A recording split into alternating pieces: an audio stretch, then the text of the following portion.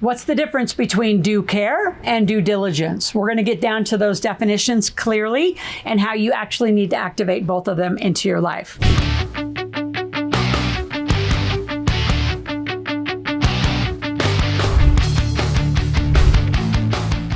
Three things I want to talk about today. The true definition of due diligence. And I'm going to be sharing that from my third book in the Millionaire Maker series, my wealth cycle investing book. How do you actually activate due diligence? There's an entire checklist and chapters written about it inside of here. And number two, how due care complements and supports due diligence. So what is that definition? And what's your definition is really where I want you ending this video. And then number three, the common misconceptions about due diligence. How do you avoid it? And how do you make sure you're leaning into it instead of just trusting others' opinions, especially those out here on the internet, the bathroom wall, I call it, where anybody can write anything, true, false, or indifferent. So I'm going to read you the actual definition. Due diligence. It's a critical process to evaluate potential business deals or partnerships. That includes anything. That includes real estate, any sort of industry, any sort of transaction. So due diligence, in my opinion, starts with a background check. I have many companies that are the private investigators, background checks, and you start at the ground level. Are they real? What do they have for, a true history, whether it's criminal history, bank history, credit history? Who are these people, number one? And that starts not on the internet and just roaming around looking at what people's opinion of each other is. It's fascinating. I mean, I have the good, the bad, and the interesting out there. And a lot of it's not even accurate. It's hysterical that I read about myself on the internet. It's not even accurate. So due diligence is something that you need to learn, and it's a muscle that you've got to strengthen. If you don't, good luck in your investing. See, most of you don't do due diligence. You park and pray, meaning you park your money with a financial planner, a stockbroker, somebody else, and you pray to God while you're out working and doing your income, making money. They're going to be investing and caring about your returns and caring about the growth of those returns. And then ultimately, if you say you want generational wealth, then you've got to lean in to your investing side of your life, which means for some of you, you need to begin today. So I'm going to give you a quick software. It's a free app. You start for as little $50. It's called iFlip. Great way to just start putting money away, because the behavior of millionaires, right? And we'll talk about it a lot in the book. I'm going to give you 3 chapters of my wealth cycle investing book. So grab those in the link below. Read them. You're probably going to need to get the whole book, because you're going to want to read about due diligence and the 7 steps to due diligence. You're going to want to read what it really takes to dig in. And when you're buying real estate, it's a very different stage and it's a different process of due diligence than you're buying a company. And when I'm looking at a company, I start with the monetization of their database and how much money have they made? How much have they revenue modeled out of that database?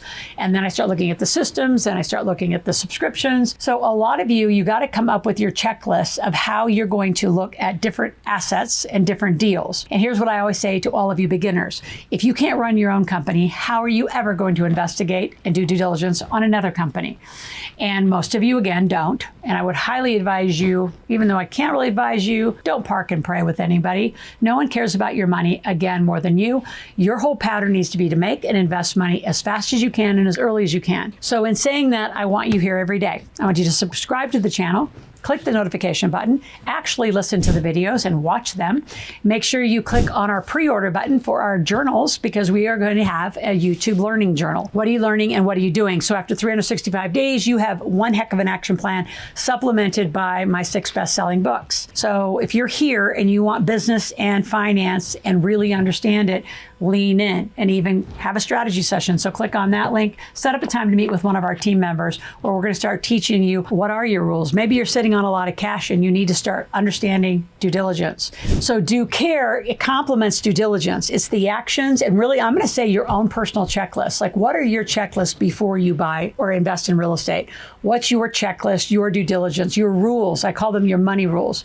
Is your rule that you won't make less than 10%? I think it's hysterical. Some people say, my money rules is like, I'm only going to make 20 and 30%. Well, I'd love to see, you can share in the comments at any time, or go to askloral.com and share, because there's a place to ask a question or make a request. I'd love to see where you consistently and in any sort of diversity can get 20, 30, or 8% or more on all your rates of return in every investment. There has to just be some stable base. And when you actually lean in and come into our big table, we talk a lot about the investment pyramid. And ours is very different than what you're going to read out here on the internet of what should be the base of your investments, right? The core stock of your investments. And recession-proof investments, just so you're aware, and again, it's my opinion, are things like iFlip. It's a software, AI-driven, takes you in and out of the market. Believe it or not, life insurance, pure life insurance, not term, but cash value, huge death benefit life insurance that's a bankable. You can actually borrow against it. It can become a bank for you. And then just notes, becoming your own bank. So with the cash you have, start lending it out. I mean, money costs. So people are paying 10, 12, 15. In some industries, people pay as much as 17, 18% for your money because they need it. So those are kind of more investment-proof, safer base kind of assets that you're going to start looking at. And then what are your due diligence if you actually buy a franchise? What's your due care, your checklist, your conversations that you're going to be getting certain amount of data. You're going to get P&Ls, you're going to get balance sheets.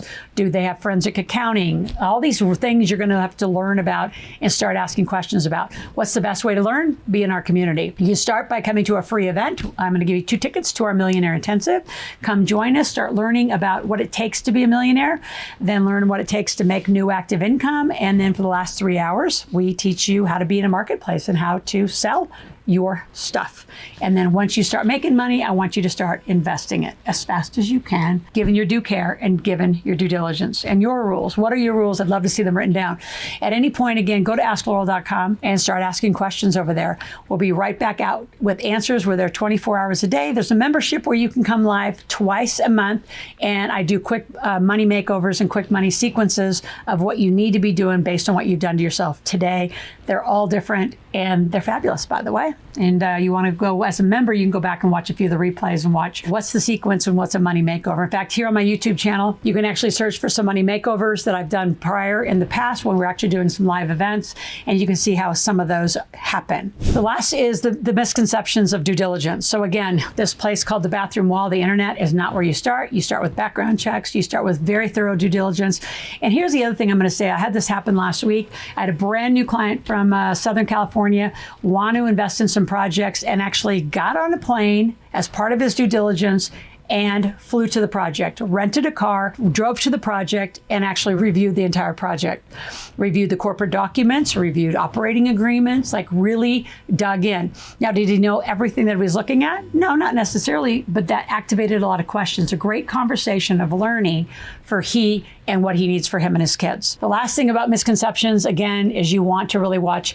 Sometimes if people have, stuff in their background, which anybody who's ever done anything, I remember my first lawsuit, my greatest mentor said, welcome to business. You finally showed up and played the big game. So lawsuits and alleged things are not just, something you immediately walk from. You have to know how to dig in, what's real. You have to know the questions to ask, and asking questions and digging in deep into their history. So maybe out of 10 projects, they had 1 or 2 go bad, and this all over the internet and negative, craps all over the internet about them. Does that make them a bad person? I take someone who's got an 8 out of 10 record over somebody who has 1 first project and never have any success. That's rarely, it's actually a money rule of mine. I will not be your first money in your first project in your learning curve. So most smart money would never invest on new people and new projects, which is why you need to be here on this channel every day, getting smarter, so you're not gonna blow money. You gotta, come to the party, and you gotta come with a lot of brains. And knowledge is what you're lacking, so be here tomorrow. Talk to you then.